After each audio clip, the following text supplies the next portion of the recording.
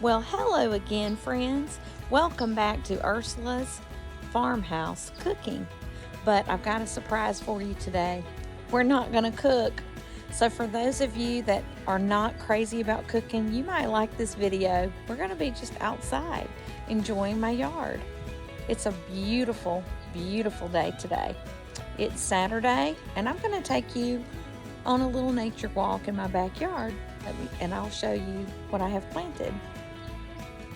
Let's come along. Here is my little strawberry basket that I got about a week ago at Lowe's, and it already had several berries on it. I'm just so proud of it. It's easy to take care of. I am wondering if it is getting enough sunlight because it's like partly shaded right over here. While I was at Lowe's getting this strawberry plant, a lady told me that if you hang a CD above the plant, it will keep the birds away. So I'm hoping that we'll get to eat all the berries this spring instead of the birds getting them. Here's an asparagus fern. And here's a hydrangea. I love the hydrangea. It adds a lot of color to the flower bed. The orange one is a calancho. Love it. And there's a calla lily. And these were hyacinths, but they've already bloomed. And over here, this is a little lemon fir, and it's been in there all winter with some pansies that are still hanging on. There's Gracie, finding something in the grass. And Stanley's over there. All right, this is a cyclamen, and I love it. It's a big pop of color. They're really easy to take care of, and evidently they love to be out here on the back porch and on the deck because they're just so easy to take care of. This is a creeping Jenny, and it's a ground cover. We have some hydrangeas. Those are two that we're going to literally be running together. We have another calla lily and a cyclamen. That cyclamen looks like it needs some water.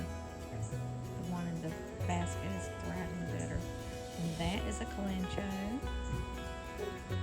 And that is a chrysanthemum. We have another little lemon fir with some pansies. That's a daylily, a hydrangea from last year that came back. And I believe this is going to be a limelight hydrangea. It's coming back from underneath the pine straw. I transplanted this daylily because some of mine had multiplied. I want to say this is a Mexican petunia. This is a gardenia, and it's lost its blossoms. It's trying to get grounded again. It's got some blooms, but they're just not in full bloom right now. But the blooms are coming back. There's a knockout. I love knockout roses. A spider lily is what I believe this is. This is the big daylily that I kept transplanting others from because it was just too big earlier. There's another daylily. A little baby knockout rose that I just got last summer. Here's another spider lily. And here is a satsuma. And that is, it's kind of like a mandarin orange tree, but it's called a satsuma. And it has lots and lots of blooms. And you can tell the little dots are going to be the little baby oranges. So if you see any little dots, that's where the oranges are going to be. I'll try to find, here's some more. See, those are going to be little baby oranges. And it's loaded with lots and lots of blooms. It's just got blooms everywhere. Look at this. It's going to be incredible. And just around in our yard, we have several brand new azaleas that my husband has planted and put pine straw around. I think those are going to add pops of color, and that's going to make it really nice in our yard. And here's another azalea.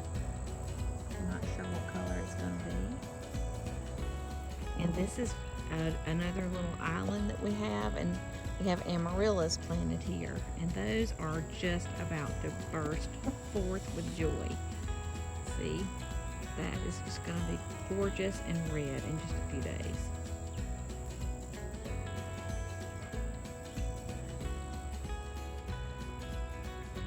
So we just have 5 or 6 of those planted. I want to add more to this flower bed.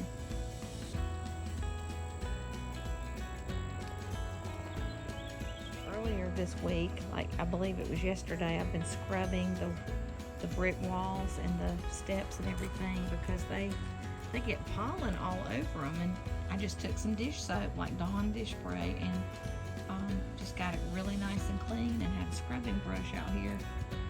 Yeah, my scrubbing brush is still there, but that lime green, terrible pollen gets all over the brick. So that's all you have to do is get some Dawn dish spray and a garden hose and a scrubbing brush.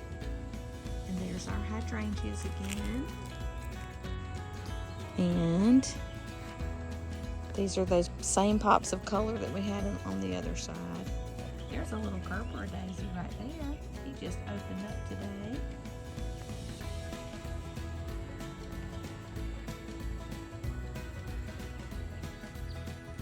Okay, we're out here on my deck, and we got 3 lovely Adirondack chairs, and he built this deck that we're looking at, and every couple of years it has to be painted. So it got painted 2 or 3 years ago when it was built, so we're gonna have to repaint it again. Now this is a bell-shaped plant, and I love it. It grows in the winter and the spring, and I just got it at Lowe's. And here's my little stone, I call it my stone flower bed, and there is a flowering pear above the stone flower bed. But I still have pansies that are thriving, probably not too much longer because they are winter plants. This is a sweet little sign my husband gave me for Mother's Day a year ago. Come into the garden. My flowers want to meet you. Love that little sign. But I've planted just in the last week. There's some little lilies that are coming up from last year that I didn't plant this year. But I did plant some asparagus fern. I'm hoping that will kind of take off and be kind of like a ground cover, you know. And then I have some creeping Jenny over here. I know that's a ground cover, and that should take off too. So I've got that in a few spots.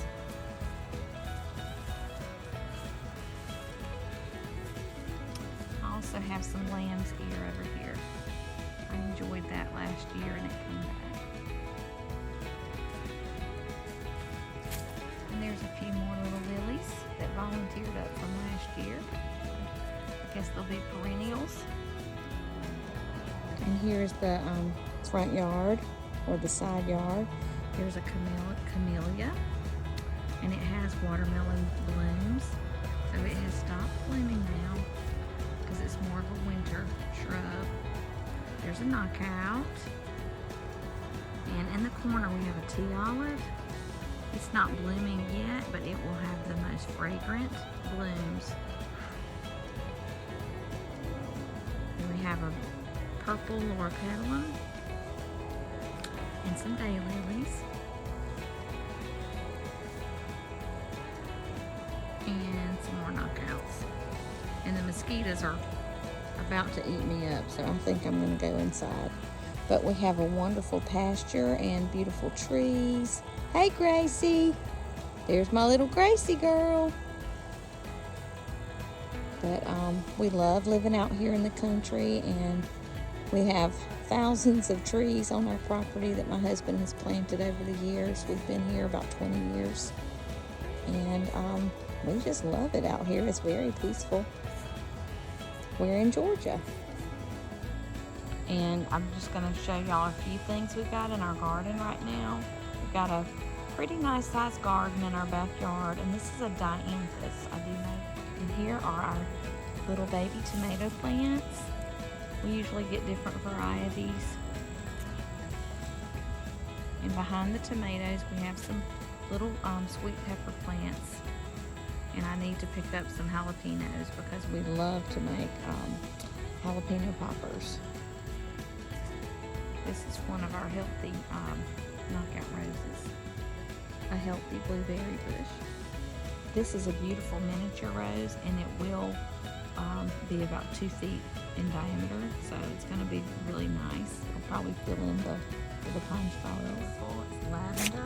This is creeping phlox. Very pretty. And then we have another little dianthus there. It's not blooming right now, but it's very healthy. We have creeping phlox. That is a beauty. Here's lavender left over from a few years ago.